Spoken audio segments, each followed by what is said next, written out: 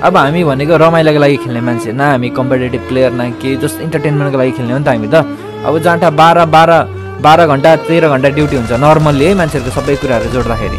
अनि त्यो सकेर आएर यसो साथीभाइसँग रमाइलो गरौँ न भनेर गेम खेलेको हुन्छ। र पनि धेरै कमेन्टहरू मैले देखिरहेको हुन्छु क्या, ए भसडी नुबहरू के लाइभ बसेको। अब कहिलेकाहीँ म्याच बिग्रिहाल्छ नि केटा, सधैँ एउटा हुन्छ त हुँदैन नि केटा। अनि फेरि अर्को आउँछ, ए 1v1 हान्नु औ हेने मेने थट, यसरी त भएन यार केटा। साथ सपोर्ट हुनुपर्छ, बरु रमाइलो कुराहरू हुनुपर्छ। Bro yes keep it up होइन, धेरै उता उता हुन्छ तर धेरै देखेको चाहिँ त्यस्तो बेला हो क्या मैले।